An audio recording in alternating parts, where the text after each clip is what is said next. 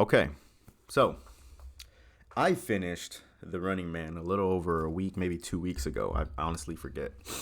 Um, didn't think I'd I'd score this pretty low. I give this see, the full book because I did do a half review for this before before I'm making the full review. Honestly, it was slow for what I thought it was gonna be. Like the movie, I thought it was gonna be high stakes. I mean, it is high stakes, but I thought it was gonna be high pace, nonstop action. There was like a solid two or three scenes in the book that were could be considered action. Now, I actually watched the movie yesterday. And honestly, this is one of the rare cases where, even rarer cases, where the movie was not only faithful to the book, but it might have been better than the book. All right, now, usually with these videos, I'm going to try to do a spoiler free review in the front end of the video, and then I'm going to do a spoiler filled review towards the latter half or the latter part. Pretty much, if this video is what 10 minutes long, the first 2 minutes would be not spoiler free, and then I'd pretty much get into spoiler territory. But for now, spoiler free. Again, the first half or the second half suffered the same thing as the first half, where it's steady and it stays steady the whole time. There's no huge climax, although even there is a climax, but even at the end, it was like, I can see why he would do it. It is more realistic if, the whole thing was realistic, versus the movie. I think the character that I like the most in this book is a female character that you find in a car. That's all I'm going to say. Or you know what? This is spoilers for this, or not spoilers for the second half, but spoilers for the first half. I forget. I don't know how this is. I'm gonna structure it that way, bro. I'm gonna try to avoid spoilers as much as I can until I give you the go. The hunters. The hunters in the book really disappointed me. The hunters in the movie were pretty good, although they still weren't as big of a role as I expected them to be. All right, I popped up a wiki here. Glenn Powell as Ben Richards is actually really, really good. I like that casting. That was solid casting. He did a very, very good job. Josh Brolin as Dan Killian. I kind of expected. I actually popped up the IMDb to help me better with the movie, but Cole Domingo is who I expected to play Dan Killian at first when I started reading the book, because in the book he's described as being a black man. But I can see the way he was described in the book, how that would feel controversial, so they went with a white guy. I don't know. But Josh Brolin is Josh Brolin. He does a very good job he does very well at playing the charismatic, manipulative, evil guy, bad guy, business guy. It's just Thanos if he was a game show host or the owner executive of a game show. But yes, in the book, my favorite character was the female character we find in the car. And in the movie, my favorite character was, besides Ben Richards, Bobby T. I would say Bobby T. If not the older brother in the movie. But trying to have some form of structure, we're going to stick to the book first. So with all that being said, the book, I'd honestly give it a 50. This would have been a DNR, or DNF, did not finish, but I don't like DNFing books. I say that now, but a 50 out of 100. I say that because this book, for me, if I would recommend it to somebody, it's a bit of a 50-50. Main reason I read it is because I wanted to read it before 2025 ended, and the premise. I really like the premise. I really like trying to finish it before the year ended. Now we're in 2026. But again, I feel like this book will be a big hit or miss. Maybe even miss a few more times than not. Kind of book if I recommend it to somebody. But I liked it. There were some parts of it that I did really like, especially with the female Let me actually get her name. We're going to get in spoiler territory now. All right, boom, there, spoilers. I'm going to talk about spoilers for the entire book. I'm going to let this little thing run for like 10 minutes, or not 10 minutes, 10 seconds before I take it off, because it's just a very basic spoiler warning.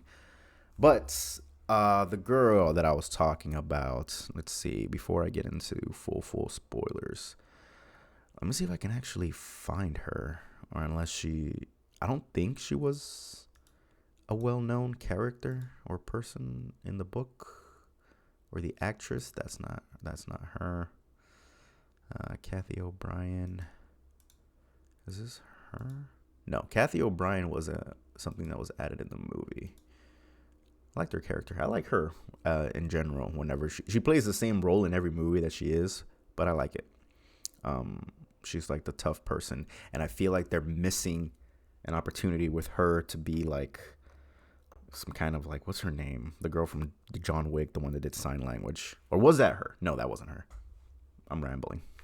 Okay, Amelia Williams, which is a character in the book that gets taken hostage by Ben Richards, played by Emilia Jones in the movie. She did a good job. That's pretty much exactly who I pictured as the person that got taken hostage. If not Zoe Kravitz, I was way off. It was Zoe with 2 O's. That's weird. But yes, this is who I pictured as that character. But anyway, she was great in the book too. I liked her character development whenever she, finally comes to terms with, okay, yes, she's privileged and she needs to somehow make it up. The way they did it in the movie, they actually gave her a little bit extra to do in the movie, which with the magazines, that was a whole new concept to spread the truth, or unless I completely missed it in the book. But they gave her a little bit more. But as far as her character from the book to the movie, she was spot on. So all in all, I think she might be my favorite character other than Ben Richards. Ben Richards being the main character is going to be my favorite character, especially because I related to him in the book and I related to him in the movie. Now, as far as my notes go for the second half of the book, I like that they're in Derry. My headcanon is that this is Derry in 2025, right? Maybe the whole Running Man and the way everything is. No, Running Man is everywhere. But basically it's Derry without it, but it's still Derry, kind of like rundown, grimy place, especially with the mom. The mom really in the book, the mom of Michael Cera's character, Elton, she was very, you'd picture her in Derry, like her character type, her shrillness, if you would. Like here, she's like, in the book, Elton is trying to help out Ben Richards, and she straight up snitches, calls him, and calls the hunters, and they just escape. They just escape from a car. He gets injured, and then he leaves. In the movie, he's the one that hits the alarm, and they show up within 4 minutes, which I was like, okay, I can see how quickly things can escalate. Also, they didn't make him obese. I mean, Michael Cera isn't obese, but in the book, his character would have been a little bit overweight, but still a good character. And I like the background or the backstory that they gave Elton with his father and the hot dogs and all that stuff from the movie. I think I'm getting too hung up in the movie, so I'm gonna try to stick with the book. Oh, the kid in the woods. There's no kid in the woods in the book. I mean, in the movie, but there I go with the movie. But the kid in the woods is the one that mentioned Derry, that it's some places 100 miles away in Derry. So the field, the jets, the airport where Ben Richards is trying to get to escape, so where he gets into the plane, that's in Derry. Not necessarily Elton, where Elton lives. So Elton being the one, Elton didn't live in Derry. They needed to go 100 miles to Derry, but they just made Derry the home of Elton and that old woman in the book, a movie. Page 206 in this book is finally when Ben Richards decides that, hey, the actual enemy is the Games Federation, but behind that, like a shadow of a darker god, the network. The network is my enemy. I am not my enemy. The network is. I need to stick it to them. All the way in page 206. Oh, and in 207 in minus 45 and counting is where he takes the girl hostage. Amelia Williams. Also, this is just my copy, but some of it is like really faded. This isn't as faded. It doesn't really pick it up much in the camera lens right there. But yeah, you can tell this part is a little bit more faded than this part. But that's just mass produced stuff. This might as well be a mass market paperback. There's a little part here in page 212 where he goes, "If you're so decent, how come you have $6,000 to buy this fancy car while my little girl dies of the flu?" $6,000 for not even a new car, a fancy new car. Inflation hit us hard.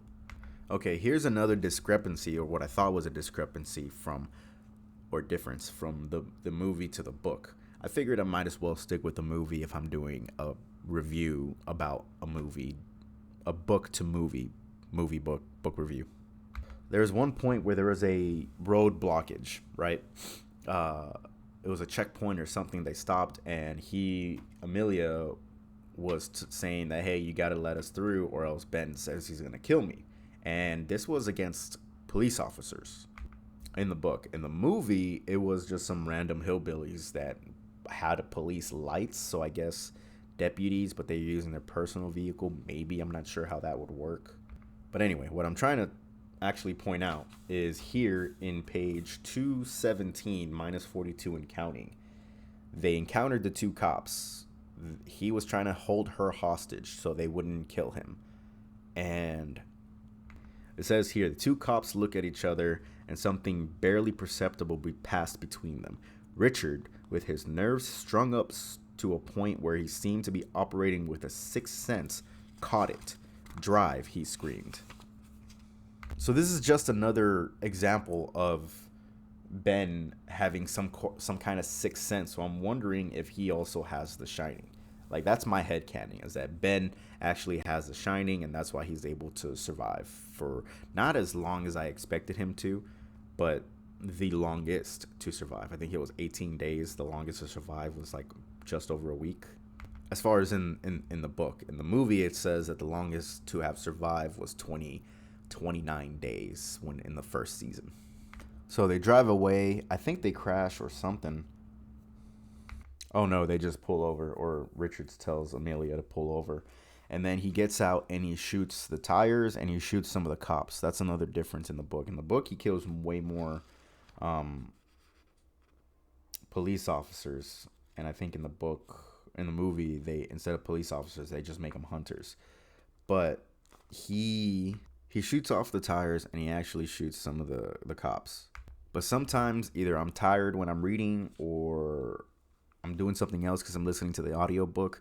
But it might also be Stephen King's writing, where sometimes he just writes in a way that implies something happened and you need to catch it. Like, okay, like the tires exploded. That's what he puts here, where he gets out, he aims his gun, and then it talks about the car, and then all of a sudden one of the tires exploded.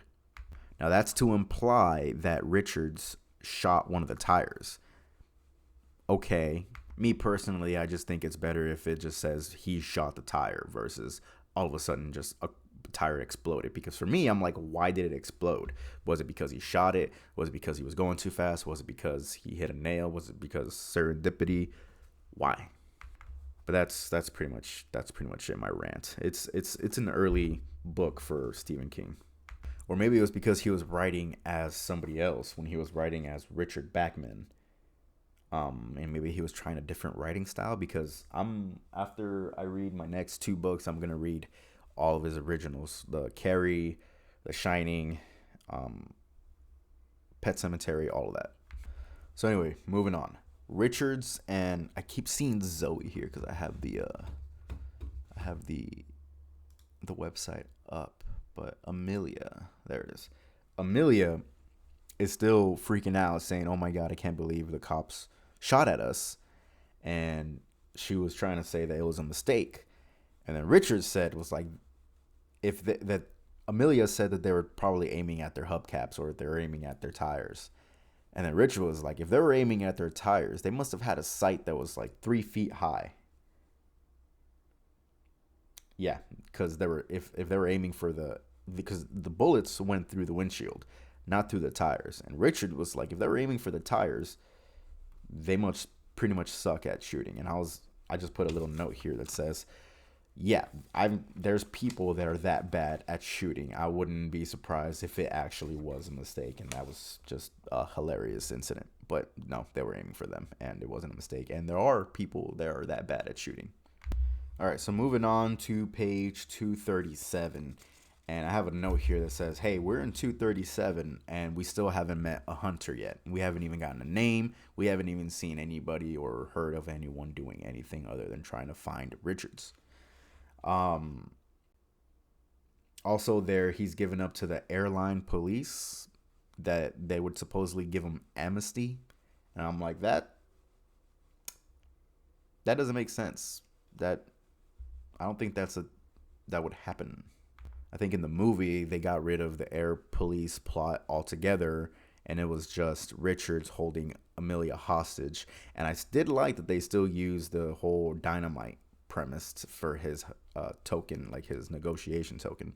But yes, holding her hostage and then getting a plane that way, versus him just going to the airline police and giving up to airline police directly. They got rid of that in the movie, which works for the flow of how a movie would go.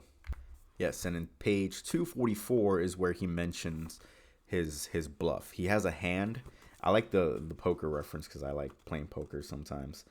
My people, they're the Jack of Spades. The Queen of Spades is a lady in the affair, which is her. He's the king.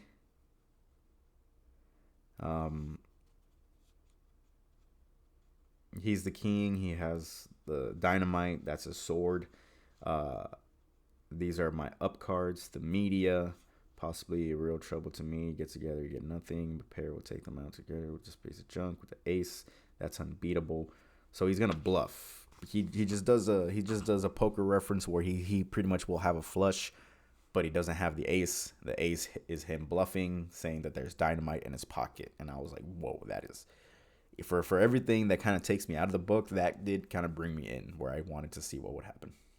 All right, so page 246 is where we finally meet Evan McCone.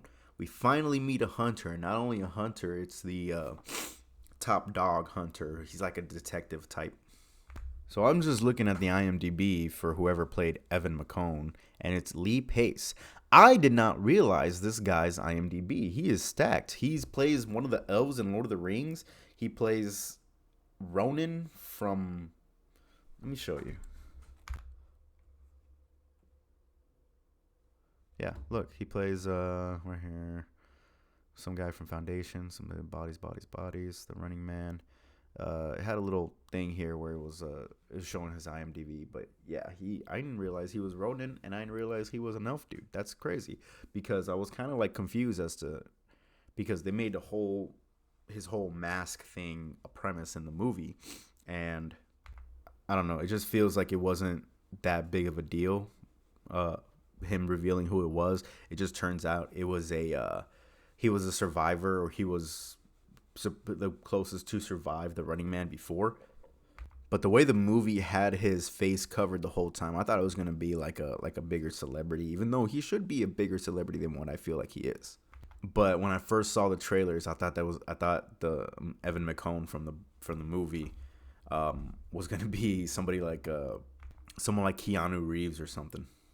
So around page 262 is when the peak of it happens, where Richard is trying to bluff with the dynamite, and Evan McCombs is trying to call his bluff, but he wouldn't risk it 100% because there is a slim chance that he does have the dynamite, and he doesn't want to take any kind of slim chance of anything. So that's why Richard even gets on the plane to begin with.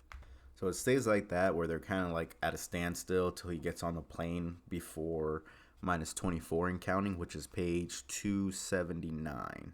But in 278, there's like some police officers, guards, or something like that. They're like talking about him in the plane, and they're like, "Do you think he will? Like, or do you want him?"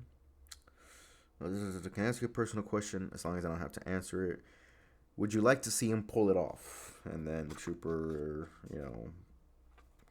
was quiet for a second and goes like, "Yes. Do you think he will?" And then he goes, "My friend, I think there's gonna be a big boom." So he's already been turning the tide of public opinion, and they showed that very well in the movie, where a lot of people that were his people were on his side. So here's another highlight that I have in page 281 minus 23 and counting, where he's trying to talk to Alyssa, I think. All right, I had to confirm, but yes, it was Amelia. Amelia Williams is played by Amelia Jones. That's what's throwing me off. But anyway, she's on the plane. She's writing a note on paper so that nobody can hear her conversation with Ben Richards. And he's asking her, "Why did you lie about it? Why are you helping him out?" And she writes, "I don't know. You made me feel like a murderer." And then wife. It's murderer, period. Wife, period. So again, I don't know what this is supposed to imply. This is another example of implied writing, maybe. I don't know. But that kind of confused me, and I just wanted to bring it up because I feel like I was the only one that might be confused with that. So around page 290, 291, I think either Ben falls asleep and has a dream or he has a vision, further adding to my he has the Shining theory. But not 100% sure if this is another form of implied writing or what's going on. So on minus 14 and counting, which is page 307, it's revealed that they kind of want Ben Richards to replace McCone, like how they did in the movie. But in the movie, the way that they replaced him is that they offered him his show, a whole new show. They offered him a brand new show, right? And I like the twist in the movie that they said that the hunters were the one that killed his family. But in the book, they tell him that, hey, your family died from just normal intruders. They didn't tell him it was hunters or anything like that. He just thinks his family is dead. And for the most part, they are in the book. Spoilers for the very end. But they are, like in the book, and just go ahead and spoil the ending. He uses the plane to essentially end it all. I don't know how specific I can get on YouTube. I'm not trying to get banned. But as far as this part, on minus 14 and counting, title page right here, they want him to replace the main hunter versus in the movie, they're giving him his own show. I think it's a little bit better in the book where they offered him that role, because giving him his own show kind of doesn't make sense. Also, yes, in 308, that's when they reveal that, hey, your wife and daughter, they're dead. They've been dead for over 10 days. And as you can see here, yes, I was like, what the fuck? I still don't know if it's up to interpretation that they're still alive or not. But as far as the ending to this book, he believed his family was dead. So on here, minus 10 and counting, which would be page, 319, Stephen King mentions autopilot, which I don't know if that was a thing or that's still a science fiction thing back in the 80s. But he called it. Yeah, things have autopilot. So on page 326, after minus 8 and counting, Richard shoots. Yeah, he ends up crashing out and fighting everybody in the plane, which is really like 3 people compared to in the movie they did like 4 or 5. But yeah, on the note that I got here is like, oh yeah, we have a crash out. I love it. I love a good crash out. Public display of pettinism or a public challenge, call out anything Cheeseman wise, call out, just a crash out, a good old fashioned crash out. I love it. So that's pretty much it. We're getting down to the wire. Minus 5 and counting. He's under the haystack, fast asleep. Minus 4. and counting. Getting up to Holloway's seat was Everest. -3 and counting. Speak Boy, Richards croaked. -2 and counting. The big plane cruised through the night like a silver ice, and now Co-op City was spread out below like a giant broken carton. He was coming at the games building. -1 and counting. Jesus was all that Killian had time to get out, and it was an explosion. Richard crashes the plane into the building, which I can see why they changed that in the movie. It's all very, very negative, dark. Actually, it's a bit of a dark ending, a bit of a fuck it ending. Very dark, very grim ending. All right. Honestly, if anything, because it's Stephen King, it's visceral how real of an ending that could be. And compared to the movie, where it was a serendipitous, happy ending type of ending for a movie. Because in the movie, the older brother of the family that he stays with, Richards, like in the middle of the movie or the middle of the book, in the movie, he's like a conspiracy theorist, and he's trying to expose everything that the government has done. So they added that to show that, hey, Ben Richard lives, he's alive, he actually escaped through a little escape pod. And I don't know, escape pods are something that I think of more in space with science fiction type of stuff. Because if they really wanted Ben Richards to live in the movie, what they could have done is when they were on the plane, right? I'll use an example. We'll use this. This was a plane, right? In the movie, he was fighting McCone, and he pulls up the chute while they made a hole in the plane when they were fighting. He pulls the chute. The chute goes out of the plane, and McCone gets stuck. Like his body gets stuck along the side along the door, right? They have in the movie, they have another shot of the outside of the plane after Ben pretty much kills McCone. The parachute is still attached to the plane, like the outside, like it's just flapping in the wind. So what they could have done is when Ben realizes that, hey, I'm stuck, like they're going to shoot him down with a missile or they're going to autopilot his plane no matter what, he could have just dipped. He could have just ran back, take the parachute off, or hang on to the body of McCone, pull the safety lever for the door that he was stuck on, and he could have floated away that way. That would have been a little bit more, for me, believable than having an escape pod on a plane. And they could have still used the older brother saying like, hey, you see this little speck? It's not debris. It's Ben Richard using a parachute. But that's it. That's all I got for Stephen King's The Running Man. I gave it a 50. I think I'm sticking to the 50, even though I went over it.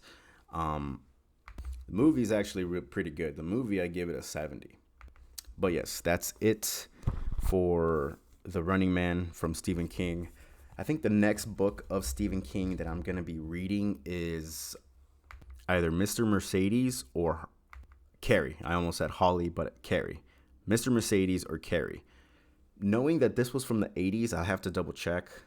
Okay, so The Running Man was written in 73, but it wasn't published till 82.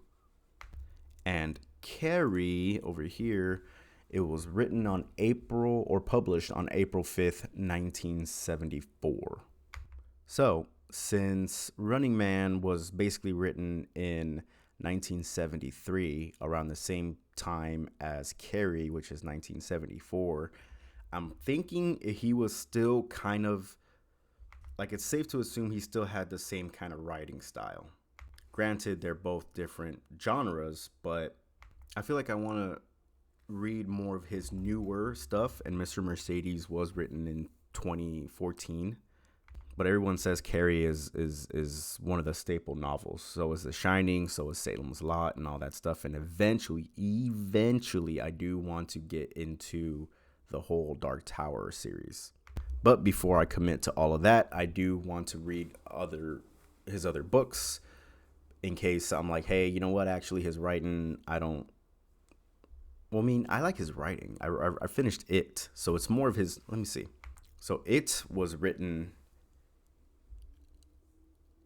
1986. That's when it was written, and well, it was published in 1986. So I do like it. It is a bit newer than what I'm reading right now with Running Man and Carrie, but I'll read the staples. I think I am gonna go with Mr. Mercedes next, as far as whatever I read for Stephen King, because right now I'm reading Dungeon Crawler Carl. I'm gonna read the second part of the second Jurassic Park book, the second Dune book, the third Red Rising book. Then I'm gonna start the Shadow of the Gods, and then the Way of Kings. But I forget what that series is called. So it might be a little bit before I read Stephen King. So it might be Carrie, reading Carrie, and then going to Mr. Mercedes. That's it for this review, this final review. Anybody watching, hope you enjoyed, and hope you have a good one. I will see you in the next one.